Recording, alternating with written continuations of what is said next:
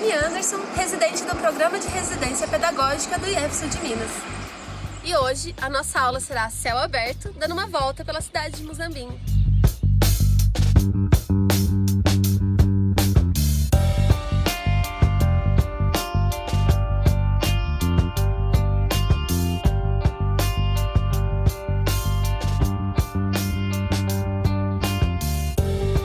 Hoje nós vamos estudar uma coisa que sempre comemos, que sempre vemos, mas nem sempre sabemos direito o que é ou do que se trata, como é, né?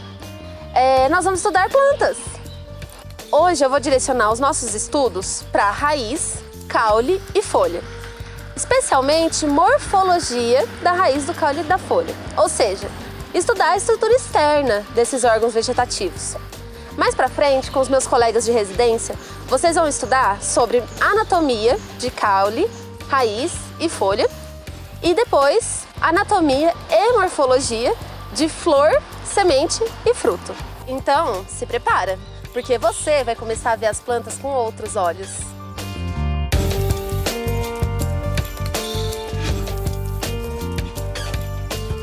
A planta, ela é dividida em órgãos vegetativos, que é folha, caule e raiz, e órgãos reprodutivos, que é flor, fruto e semente.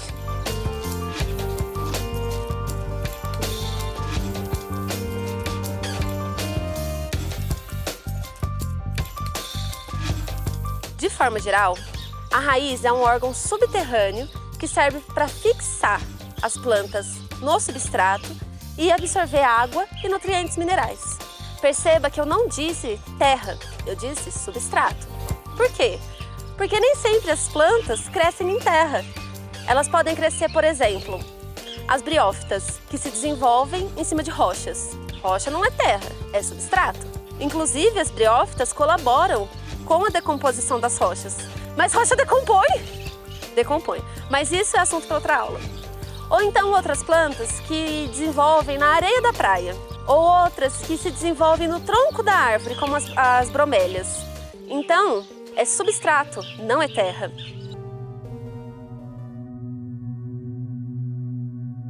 A raiz se desenvolve a partir da radícula do embrião. E a primeira raiz a ser formada é chamada de raiz primária. A partir da raiz primária, são formadas as raízes secundárias e terciárias. O padrão de desenvolvimento das raízes primárias e secundárias permite reconhecer dois sistemas de raízes. O primeiro é o sistema axial, ou pivotante. A raiz primária permanece funcional e institui um eixo principal, a partir da qual são formadas as raízes secundárias. E o sistema fasciculado, onde a raiz primária para de se desenvolver e se degenera precocemente, e o sistema radicular é instituído exclusivamente pelas raízes adventícias, que são raízes formadas a partir da base do caule.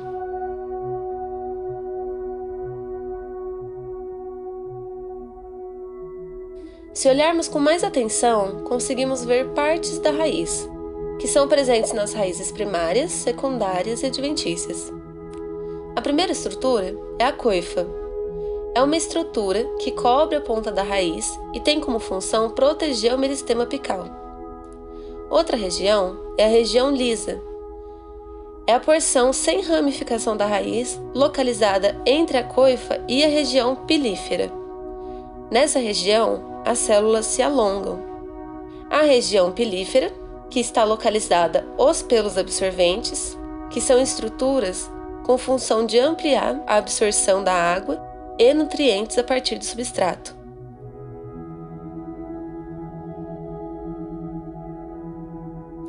E a região de ramificação é a porção de formação das raízes secundárias. É instituída pelos tecidos completamente diferenciados, sendo geralmente espessada.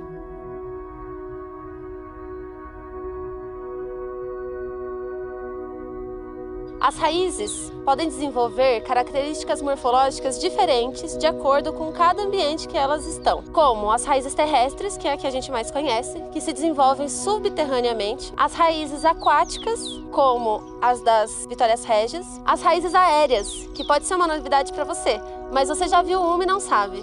Como, por exemplo, as raízes das orquídeas, que desenvolvem uma camada que consegue puxar a água do ar, que se chama velame.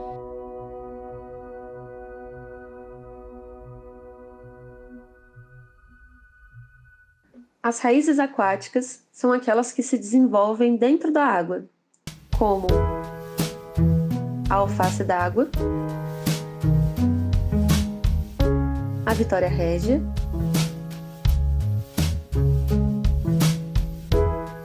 e a iguapé. As raízes também podem ser classificadas de acordo com a função principal que elas fazem na planta, como por exemplo as raízes de escora. As raízes de escora, que também servem para ajudar na estrutura da planta, como por exemplo o milho, que além de ter a raiz fasciculada, também tem a raiz de escora. E tem um caso importantíssimo sobre a raiz de escora, que é o caso da Socratia exorrhiza. É uma planta que tem raízes de escora e que lança sua raiz ao chão num campo mais nutritivo. E que outra raiz mais antiga é decomposta. E aí então ela lança outra raiz mais para frente e decompõe outra raiz, podendo essa árvore andar 20 metros por ano. É uma árvore originária da América Central, mas tem bastantes exemplares no estado do Amazonas. Raízes estranguladoras. São as raízes aéreas de algumas plantas epífitas. A raiz estranguladora envolve a planta que serve como apoio, tornando-se bastante espessa, o que impede o desenvolvimento e provoca a morte da planta apoio. As raízes grandiformes, como dessa era, elas servem para sustentação de plantas trepadeiras. Não servem para absorção de nutrientes ou água, é apenas para sustentação. Então, um dia, se você quiser tirar uma muda, não pegue as plantas que estão no alto, pegue as do solo.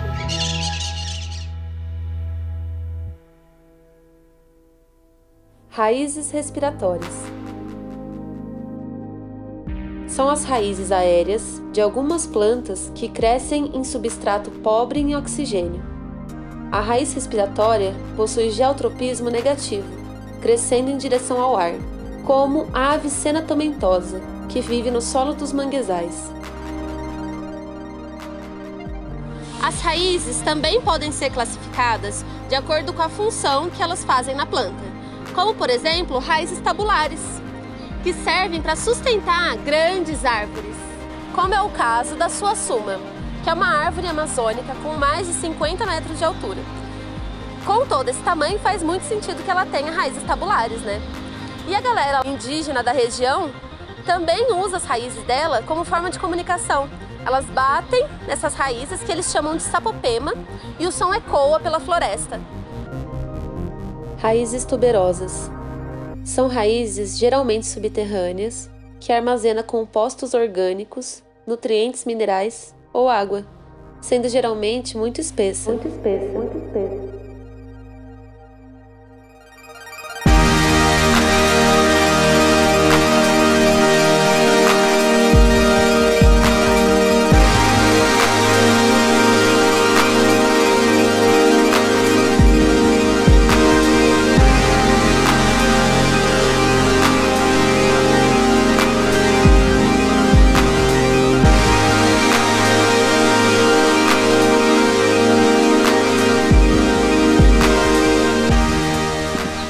Também é um órgão vegetativo, que geralmente é um órgão aéreo, e a função principal é ligar as folhas às raízes. O caule possui um determinado agrupamento de células que podem dar origem a outros órgãos das plantas, como folhas e flores. Essas são as gemas apicais e axilares, e está subdividido em nós e entrenós.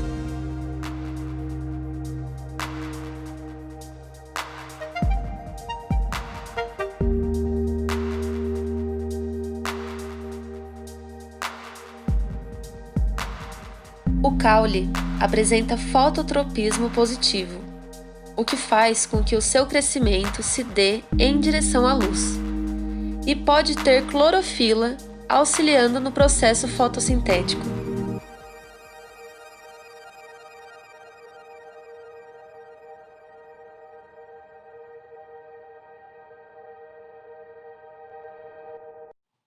As gemas podem formar apenas folhas quando estão vegetativas, ou formar flores e inflorescências quando estão reprodutivas.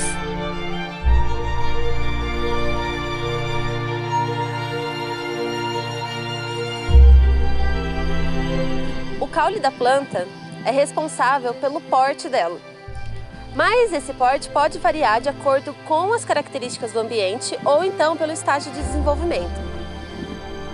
Porte herbáceo, observado em plantas com caule em estrutura primária, não lenhoso, geralmente verde e pouco resistente.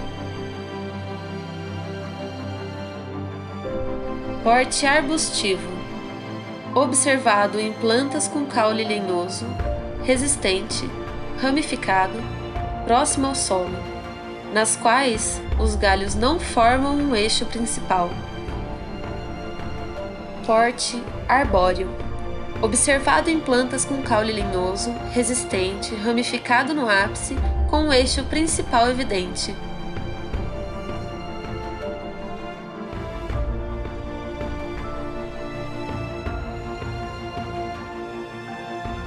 Porte liana, observado em plantas com caule flexível, que precisam de um suporte para sustentação, embora tenham suas raízes fixadas no solo. Porte epífito, observado em plantas que se desenvolvem utilizando como suporte, geralmente outra planta, sem que suas raízes tenham contato com o solo.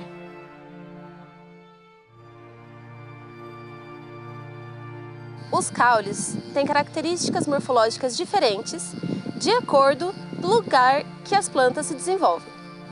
Então a gente tem 3 tipos de caules. Os caules terrestres, que se desenvolvem abaixo do solo, que são caules subterrâneos. Os caules aquáticos, de plantas aquáticas. E os caules aéreos. Os caules podem ser classificados também pelo desempenho principal que eles têm nas plantas. Caules troncos. São os caules aéreos, eretos, robustos, lenhosos e rígidos.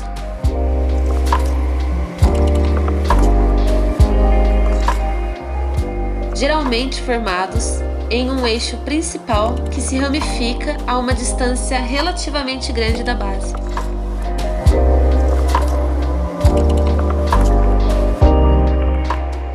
Caules estipes.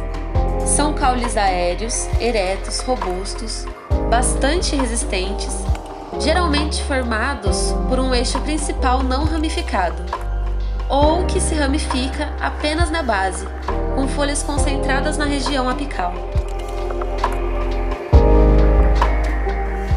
Caules hastes. São os caules aéreos, eretos, herbáceos, macios, flexíveis, não lenhosos e geralmente verdes.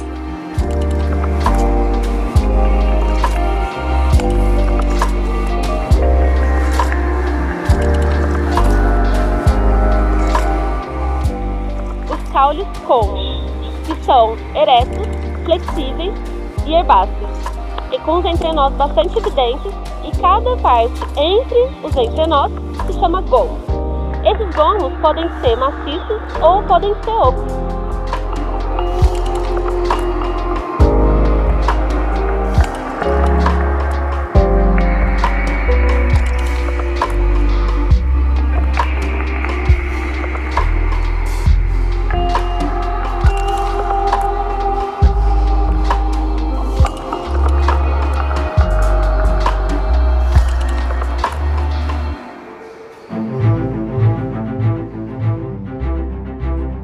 Caules trepadores. São os caules aéreos de plantas que crescem sobre um apoio, sendo geralmente flexíveis. O caule trepador possui estruturas especializadas para se aderirem ao suporte, como gavinhas, que são caule ou folha modificada em uma estrutura alongada que se enrola intensamente. Caules estolões. São os caules aéreos rastejantes, que formam raízes a partir da região dos nós. O caule estolão é observado em plantas que ocupam de forma rápida a superfície do solo. Caules rizoma. São os caules subterrâneos ricos em reserva de nutrientes, com nós e entrenós bastante evidentes. Caules tubérculos. São os caules subterrâneos muito espessos, sem raízes e folhas, mas possuem gemas. Por isso, muitas vezes, os tubérculos são comestíveis. Caules bulbos. São os caules subterrâneos, reduzidos e achatados. Geralmente porta folhas modificadas e sem clorofila. Caules cladódios. São os caules aéreos, achatados e verdes, e por isso especializados no processo fotossintético. O caule cladódio geralmente não possui folhas, ou se possui, são transformadas em espinhos.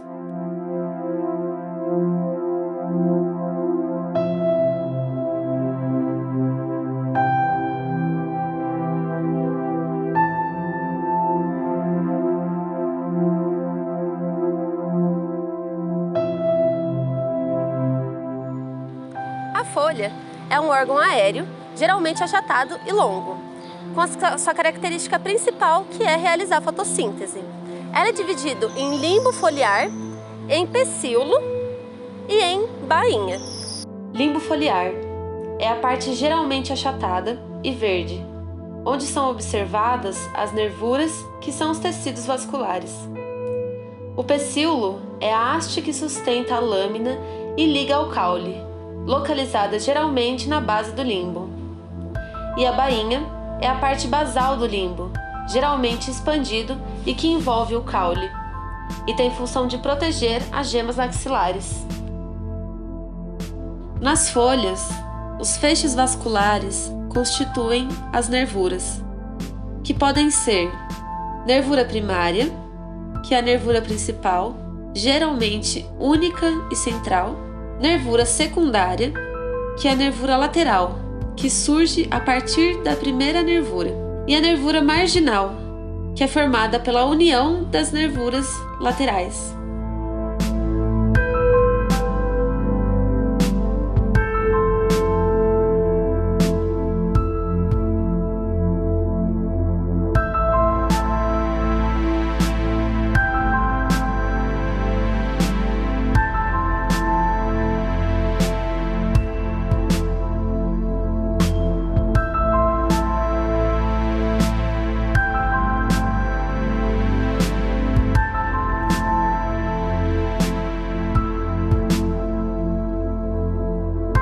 Essa é uma videoaula de apoio aos estudantes do ensino médio. Por isso é muito importante que você procure na literatura para saber mais e melhor sobre esses assuntos. As minhas referências foram Manual Prático de Morfologia e Anatomia Vegetal, de Priscila Cortez e colaboradoras, Botânica, Organografia, de Valdomiro Rodrigues Nunes Vidal e Maria Rosária Vidal. Muito obrigada por assistir e até a próxima! Tei, tei, tei!